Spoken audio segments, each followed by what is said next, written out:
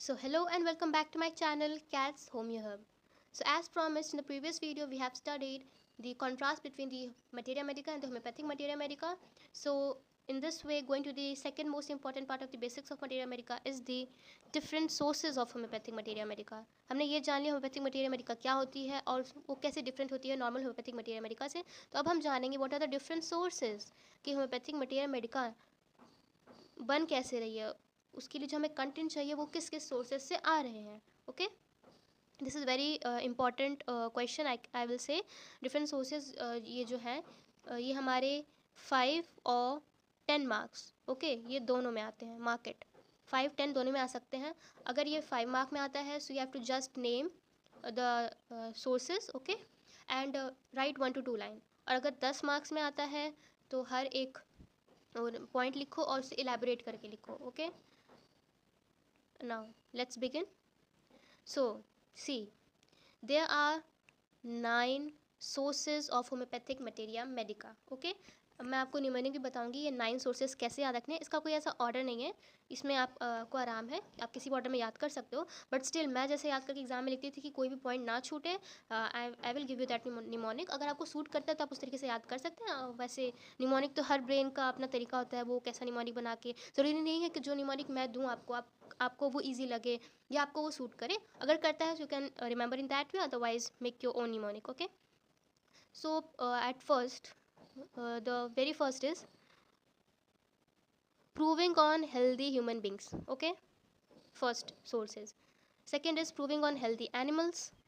Third I will tell you, remember, proving on plants. Okay, ये proving वाला हो गया. healthy human beings पे, healthy animals पे, healthy plants पे proving. Okay, after that clinical observation, accidental source, toxicological source, chemical source, empirical source and at the last doctrine of signature. अभी हर एक को मैं एक्सप्लेन करके समझाऊंगी आपको ताकि देखिए समझना ज़रूरी है. एग्जैक्टली आप वही भाषा लिख कर के आएँ ज़रूरी नहीं है और वो पॉसिबल नहीं होता. एग्जाम में इतना स्ट्रेस होता है कि आप सारी चीज़ें, अगर आपको उसका मीनिंग पता है ना, आपको उसका एसेंस पता है तो आप उसको अपनी भाषा में लिख सकते हो. So that is my aim कि मैं आपको उसकी मीनिंग समझा दूँ ताकि आप उसे अपनी वे में लिख करके, आप कुछ ना लिखने से अच्छा है that you right what you have remembered. अगर आपको उसका मीनिंग पता होगा तो आप लिख पाओगे. Okay, now I am going to give you the mnemonic. Mnemonic is in this way, very normal. पहले तो ये ऐसे याद रख लो कि 3 जो है वो ये प्रूविंग वाले हैं, 3P. Okay, proving on healthy human beings, proving on healthy animals, proving on plants. ये 3P वाले हो गए. अब उसके बाद है कि कैट याद रखो बट डबल सी लगा के. Okay, CCAT cat. Okay, cat याद रखो बट उसकी आप याद रखो डबल सी लगाना है. तो एक से हो जाएगा क्लिनिकल ऑब्जर्वेशन, दूसरे सी से केमिकल सोर्स, ए से एक्सीडेंटल सोर्स, टी से टॉक्सिकोलॉजिकल सोर्स. और फिर बचता है हमारा सिर्फ 2, डी और ई. ठीक है, तो डॉक ई के नाम से आप याद रख सकते हो, डॉक ई. या फिर सिर्फ 2 बच रहा है, डॉक्टर ऑफ सिग्नेचर तो खुद ही इतना यूनिक है तो वो, और एम्पेरिकल सोर्स ऐसे याद हो जाएगा. Okay, so in this way you can remember the 9 sources. कोई भी सोर्स का नाम छूटना नहीं चाहिए. Okay, now let us understand each one so that you can remember. और लॉन्ग आंसर में आया तो आप आराम से लिख सको, शॉर्ट में भी थोड़ा थोड़ा लिखना ही है. ओके, सो पहला है proving on healthy human beings. So we can obtain signs and symptoms of homoeopathic medicine by proving them on healthy human beings. This is the real and scientific way of getting signs and symptoms of the medicine. By this we can record the same in systematic way. It is very good source to build up materia medica. देखिए क्या होता है ना, healthy human being पे हम proving करते हैं ना, तो देखिए हेल्दी ह्यूमन बींग का मतलब क्या होता है. अभी हम आगे फर्जम जब पढ़ेंगे ना तो उसमें फर्जम होता है कि आइडियल प्रूवर क्या होता है, डिफरेंट टाइप्स ऑफ प्रूवर होते हैं. तो हेल्दी ह्यूमन बींग क्या होता है ना, हम इसलिए चूज़ करते हैं एनिमल के ऊपर क्योंकि जो ह्यूमन होता है ना वो ज़्यादा इवॉल्व होता है. तो वो ऑब्जेक्टिव और सब्जेक्टिव सिम्टम्स दोनों आपको बता सकता है. ऑब्जेक्टिव मतलब जो आप ऑब्जर्व कर रहे हैं, सब्जेक्टिव मतलब जो वो आपको बता सकता है. अब देखिए एनिमल्स आपको बता नहीं सकते हैं कि उसे क्या अंदर फील हो रहा है. उन्हें दर्द हो रहा होगा, उन्हें कुछ भी अंदर वियर्ड सी फीलिंग हो रही होगी, वो आपको एक्सप्रेस नहीं कर पाएंगे, बट ह्यूमंस कैन एक्सप्रेस. तो इसलिए सबसे पहले नंबर पे आता है proving on the healthy human beings, क्योंकि वो आपको उनसे हमें ऑब्जेक्टिव एंड सब्जेक्टिव दोनों सिम्टम्स मिल जाते हैं. Okay, now second number is proving on healthy animals. चलिए सब्जेक्टिव सिम्टम्स वो नहीं बता सकते, बट देखिए ह्यूमन पे हम बहुत सारे एक्सपेरिमेंट्स नहीं कर सकते हैं, but at still By proving homeopathic drugs on healthy animals, we can get a few objective symptoms, okay? Up to some extent. By proving on lower animals, we can also get a knowledge of the pathological changes that have taken place in the animal's body. It is also a source to build up materia medica. देखिए हम सभी NEET दे के आए हैं, तो हमें 10-12 का याद ही है, जो डिफरेंट एक्सपेरिमेंट्स थे जो रैट्स पे चूहे पे किए गए थे, हम सबको याद है। तो उन पे एक्सपेरिमेंट, जितने भी एक्सपेरिमेंट्स हुए, कुछ रैबिट पे, कुछ हैमस्टर्स पे, कुछ रैट पे, तो ये सब आते हैं लोअर ग्रेड एनिमल्स पे। तो हम इनके ऊपर ना पैथोलॉजी पढ़ पाते हैं। पैथोलॉजी का मतलब होता है ना, फिजियोलॉजी होता है नॉर्मल बॉडी की फंक्शनिंग पढ़ना, पैथोलॉजी होता है जब बॉडी की नॉर्मल मतलब अब नॉर्मल फंक्शनिंग को पढ़ना, ओके। तो वो हम कब पढ़ पाएंगे, जब कोई जिसकी मतलब ऐसा नहीं हर आदमी की लाइफ इंपॉर्टेंट है, बट स्टिल लोअर जो एनिमल्स होते हैं ना उनके पे हम पढ़ सकते हैं। एंड इनके अंदर ना बहुत ही वाली पावर होती है कि ये जैसे फ्रॉग होता है, उसको उसके ऊपर एक्सपेरिमेंट करते हैं, उसको आप स्टिच लगा देते हैं, वो वापस वैसे ही हो जाते हैं। ऐसी बहुत सारे रैट्स और माउसेस भी होते हैं, उनके ऊपर एक्सपेरिमेंट कर सकते हैं और उसके बाद फिर वो वापस उसी फॉर्म में आ जाते हैं। बट ह्यूमंस का सिस्टम बहुत कॉम्प्लेक्स होता है, तो इसलिए एक्सपेरिमेंट नहीं कर सकते हम उसमें। तो इसलिए हम पैथोलॉजी पढ़ पाते हैं लोअर एनिमल्स पे एक्सपेरिमेंट करके। तो ये इसका मैं इसलिए इतना समझा रही हूँ ना, ताकि कुछ भी पॉइंट्स याद है तब एग्जाम में लिख पाओ उसको, okay. Now clinical observation, wait. Now, clinical observation में क्या होता है ना, in the practice after the application of medicine to the patient, we can observe some new symptoms produced by the medicine which has not been observed in proving of the medicine. देखिए क्या होता है, जब आप practice में होते हैं, clinical practice कर रहे होते हैं ना, तो जब आप दें मेडिसिन दी पेशेंट को, तो जो मटेरिया मेडिका में जो सिम्टम्स लिखे हुए ना, कभी कभी होता है ना उसके अलावा भी पेशेंट न्यू सिम्टम्स दिखाता है, जो एक फिजिशियन वहीं क्लिनिक में ही ऑब्जर्व करता है। तो ये कुछ क्लिनिकल ऑब्जर्वेशंस होंगे। तो ये भी एक तरीके में, ये भी सोर्स है मटेरिया मेडिका का, कि आपको मान लीजिए बेलाडोरा का पेशेंट आया, आपने उसको मेडिसिन दी, अब वो जो उसके थ्रोबिंग कैरोटिड्स, मतलब हाई पल्स, कंजेशन, इन सब के अलावा भी बहुत सारे सिम्टम्स वो मतलब कुछ और से न्यू सिम्टम्स दिखाए, ठीक है।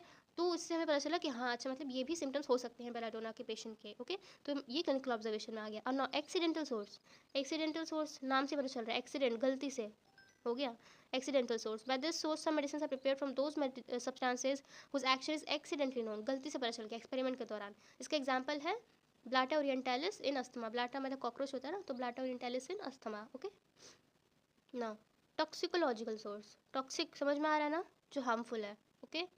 So signs and symptoms produced due to toxic effect can be obtained by the unfortunate overdosing of drugs, from which we can understand the drug up to a certain extent. अभी हम जब आगे limitation of homeopathic materia Medica पढ़ेंगे ना, तो हम उसमें ये भी पढ़ेंगे। देखिए हमारे होम्योपैथी की जो लिमिटेशंस आ जाती है ना, वो यही आती है कि हमें अलाउड नहीं है कि हम यहाँ पे एक वर्ड लिखा है ना, मतलब हम ओवरडोजिंग करके या फिर टॉक्सिकोलॉजिकल पैथोलॉजिकल चेंजेस हम ज़्यादा नहीं करवा पाते, मतलब उसमें ज़्यादा ऑब्जर्वेशन नहीं करवा पाते। ये हमारी लिमिटेशन है कि हमें ज़्यादा पैथोलॉजी नहीं, ज़्यादा कुछ जो हमारा एनिमल है, हेल्दी पेशेंट है, उसको मतलब ज़्यादा हार्म नहीं पहुंचा सकते, ये हमारी रिस्ट्रिक्शन हो जाती है। तो वही चीज़ लिखी है, लेकिन अप टू सर्टेन एक्सटेंट किया जा सकता है। तो यही होता है toxicological source.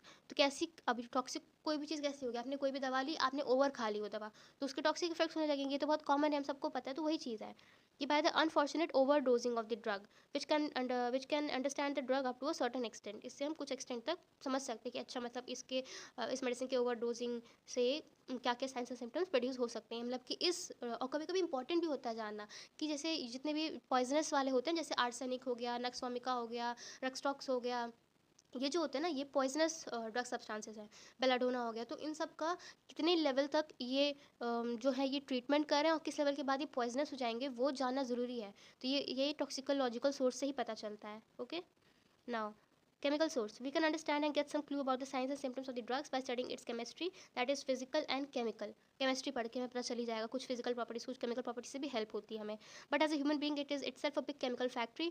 The actual signs and symptoms produced by the drugs in the body may be different, but by studying the chemistry of the drugs we can get an idea about its action on the body. Chemistry पढ़ के हमें उस medicine की action क्या होगी वो हमें पता चल जाती है। So it is also good source to understand the drugs, okay. Now moving ahead, empirical source, ये समझने में इंसान को प्रॉब्लम होती है स्टूडेंट्स को अक्सर, क्यों? क्योंकि इम्पेरिकल से हमें कुछ पता नहीं चल पा रहा है इम्पेरिकल का मतलब क्या है। So it is a traditional source, पहला चीज़, ठीक है। This can be observe from general therapeutic study of your drug since old days, that is from discovery of the drug we know the medicinal properties of drug. For example, potentized calendula is used for injury, is best used as an antiseptic. Empirical source का मतलब होता है ना, जब से drug की उत्पत्ति हुई है मतलब यहाँ पृथ्वी पे, तब से जो जिस तरीके से मतलब जो मेडिसिनल प्रॉपर्टी उसकी जानी गई है और जो यूज़ हो रही है ना, वैसे मतलब वो होती है एम्पेरिकल सोर्स, इसलिए ट्रेडिशनल सोर्स है। इसका एग्जाम्पल में क्या है, जैसे कैलेंडुला है, ठीक है, जिसको हम अभी के टाइम पे इंजरी में यूज़ करते हैं, ओके, बट पुराने समय से ये एज ए एंटीसेप्टिक यूज़ होते आ रही है, तो ये एक एम्पेरिकल सोर्स हो गया, ओके। कैलेंडुला क्या होती है, वही मैरीगोल्ड, उससे जो बनती है दवा, वो कैलेंडुला होती है हमारी। Now, proving on plants. So, some symptoms of the drugs can be studied by proving them on plants because homeopathic drugs act on all living things like animal, plants, etc. By performing experiments on plants and studying the morphological and the histological characteristic. Morphology मतलब बाहर का external features, histology मतलब cellular level पे क्या changes हैं occurring in them due to the action of drugs on the plants. We can get an idea about the action of that drug to some extent. Okay, plant में भी हम समझ सकते हैं. We can also see the pathological changes caused by the drug on the plant. और हम pathological changes plant में भी आराम से पढ़ सकते हैं, okay. Now the last and the very important, I am telling you, इस पर मैं एक सेपरेट वीडियो भी बना दूंगी विद मल्टीपल एग्जांपल्स, क्योंकि हमारे एग्जाम में ये मटेरियल पेपर में आया हुआ था। So I will mark it also PYQ for you, and very important also कि ये ऐसा क्वेश्चन है, ये फार्मेसी में पूछ लिया जाता है, ऑर्गेनॉन में भी पूछ लिया जाता है, और मटेरियल में भी पूछ लिया जाता है। तो what is doctrine of signature, okay. मैं ट्राई करूँगी जब मैं आपको मटेरियल मेडिकल पढ़ाऊंगी, मैं आपको हर मेडिसिन की डॉक्ट्राइन ऑफ सिग्नेचर भी बताऊंगी, ताकि आपके पास ऐसी बहुत सारे एग्जाम्पल्स होते जाएंगे, ओके। तो ये होता है कि पहले समझते doctrine of signature. So it is the relation between the external physical property of the drug substance and the science and symptoms present in the patient. मतलब कोई ड्रग सब्सटेंस है, ओके, उसका एक्सटर्नल फीचर कैसा है, वो कैसा दिख रहा है, एक्सटर्नल प्रॉपर्टीज़ उसकी कैसी है वो, और जो वो सिम्टम्स साइंस सिम्टम्स प्रोड्यूस कर रहा है पेशेंट में, वो उन दोनों में जो रिलेशन होता है, ये ऐसे समझ में नहीं आएगा, मैं एग्जांपल बता रही हूँ आपको, बहुत ही बेसिक एग्जांपल है, आप लिख भी सकते हैं। वॉलनट्स हैं, वॉलनट कैसा दिखता है, अब उसका स्ट्रक्चर आपको दिमाग में आ गया। और वॉलनट्स जो होते हैं ना, वो ब्रेन पे काम करते हैं, हमें पता है, वॉलनट्स खाने से बुद्धि तेज होती है। क्यों, तो आप देखिए वॉलनट का स्ट्रक्चर हमारे ब्रेन का स्ट्रक्चर कितना सिमिलर दिखता है, तो यही रिलेशन है, external physical properties of the drug substance and the science and symptoms present in the patient, ये इस वे में है। So doctrine signature is one of the source of materia medica. This is present in few drugs and by this we can remember and learn the material medical of the drug up to a certain limit. और ये सच में बहुत helpful होती है, हम कुछ points हम आराम से डॉक्टर ऑफ सिग्नेचर से लर्न कर लेते हैं। अभी मैं और एग्जांपल्स आपको बताती हूँ, okay. This can be observe from the general therapeutic study of a drug. अब इसका एक और एग्जाम्पल मैं आपको बताती हूँ। फॉर एन एग्जाम्पल हम लेते हैं अर्निका। अर्निका ये आप सबने पढ़ी होगी, फर्स्ट ईयर की फर्स्ट ड्यूटी तक में आ चुकी है। तो जो अर्निका है ना, हमने सबने पढ़ा ना, sore lame bruised feeling throughout the body, okay, sore lame bruised, ठीक है, नीले नीले पैचेस हो जाते हैं ब्रूस्ड वाली। अब देखिए जो अर्निका का जो फ्लावर होता है ना, वो माउंटेन रीजन में पाया जाता है, हमें पता है। तो माउंटेन रीजन में अब आप सोचिए कितना हार्श एरिया होता है, तो वहाँ के जो विंड होते हैं वो स्टोनी एरिया में ग्रो कर रहा है, तो उसकी वजह से जो उसका फ्लावर होता है ना, उस फ्लावर का लुक ही सोर लेम ब्रूज हो जाता है, ऐसा लगता है उस फ्लावर को चोट लगी हुई है। अब आप इमेजिन करिए आप माउंटेन करने जाएं, आप माउंटेन में मतलब होता है ना, आप फील करिए कि कैसा वहाँ पे आपकी स्किन सर्फेस सब रफ हो जाएंगी, वहाँ का विंड कितना लैक ऑफ मॉइस्चर होता है विंड में, पत्थर स्टोनी ग्रिटी टेक्सचर होता है वहाँ का। तो वहाँ उस जो फ्लावर होता है ना अर्निका का, वो ही ऐसा लुक देता है, ब्रूस्ड लुक। तो इसीलिए जिसका पेशेंट होता है उसको sore lame bruised feeling throughout the body होती है, ओके। अब हम और एग्जाम्पल से पढ़ेंगे ताकि हमें अच्छे से याद समझ में आ जाए। बहुत इंटरेस्टिंग है, मुझे बहुत अच्छा लगता है डॉक्ट्रिन ऑफ सिग्नेचर पढ़ना, क्योंकि इससे मतलब लगता है कि हाँ जो हम पढ़ रहे हैं उसकी कोई रियल मीनिंग भी है। So a drug prepared from plants flowering during summer season produces an aggravation during summers. जो भी ड्रग होते हैं जिनका फ्लावरिंग जो होता है वो समर सीजन में होता है ना, तो वो जो ड्रग्स होते हैं वो एग्रावेशन प्रोड्यूस करते हैं समर सीजन में, ओके। उसके अलावा drugs prepared from yellow flowers of gelsemium. Gelsemium मतलब जो जैस्मिन होती है ना, येलो वाली जैस्मिन, वो। तो अब देखिए जलसीमम येलो फ्लावर्स हैं जलसीमम के, तो किस में एक्ट कर रहे हैं, जॉन्डिस में। जॉन्डिस में हमें पता है ना, येलोइश हो जाती हैं, पेल आइज आँखों में येलोइशनेस दिखती है, बॉडी और स्किन में येलोइशनेस पेलनेस दिखती है। तो जलसीमम का फ्लावर येलो, तो जॉन्डिस में हेल्प कर रही है। ऑल रेड लुकिंग प्लांट्स और red extract of the plants act better on blood. Red extract जिस जिस प्लांट के हैं, जैसे एग्जाम्पल में हेमामिलस होता है, रेड फ्लावर होता है, उसका रेड एक्सट्रैक्ट होता है, तो वो ब्लड हमारे ब्लड रिलेटेड प्रॉब्लम में हेल्प करता है। Tarantula hispanica is prepare from the Spanish spider. ये बहुत इंपॉर्टेंट है, ये पूछ लिया जाता है एमसीक्यू में भी आता है। Which is sensitive to drum beats. Tarentula hispanica एक स्पाइडर होता है ना, स्पेनिश स्पाइडर है, वो ड्रम बीट्स को बहुत सेंसिटिव होता है, इसीलिए जो टेरेंटुला हिस्पैनिका का जो पेशेंट भी होता है ना टेरेंटुला का, similarly the patient is over sensitive to music, वो म्यूजिक नहीं झेल पाता, कोई भी वॉइस म्यूजिक नहीं झेल पाता है सिमिलर में। और एग्जाम्पल मैं आपको बता दूँ, जैसे पल्सटिला की जो लेडी होती है, आप अब आगे पढ़ेंगे पल्सटिला। मेरे चैनल पे एक शॉर्ट भी है पल्सटिला का, ठीक है, वानी बत्रा के ऊपर जो सैयारा की थी उसके ऊपर मैंने बनाया। आप देखेंगे आपको ईजिली, आपको with in fraction of second समझ में आ जाएगा पल्सटिला की लेडी कैसी होती है। So do go and check that reel. तो जो पल्सटिला की लेडी होती है ना, जो उसका फ्लावर होता है पल्सटिला का, वो पर्पलिश होता है और बहुत ही ड्राई रीजन में पाया जाता है। ओके, सो सिमिलरली जो पल्सटिला की लेडी भी होती है ना, उसके जो लिप्स आप देखेंगे ना, चाहे लेडी हो चाहे पल्सटिला का पेशेंट हो, मतलब हमेशा उसका मुंह सूखा रहेगा। प्यास लगी होगी लेकिन वो पिएगी नहीं, उसका मुंह हमेशा सूखा रहेगा। तो ये है एक तरीके से डॉक्ट्रिन ऑफ सिग्नेचर, जो हमें हेल्प करता है समझने में कि जो एक्सटर्नल फीचर्स कैसे हैं और जो साइंस सिम्टम्स प्रोड्यूस हो रहा है वो कैसा है। So these are the sources. I hope I made it very easily explainable and understandable for you all in an interesting way, examples के through.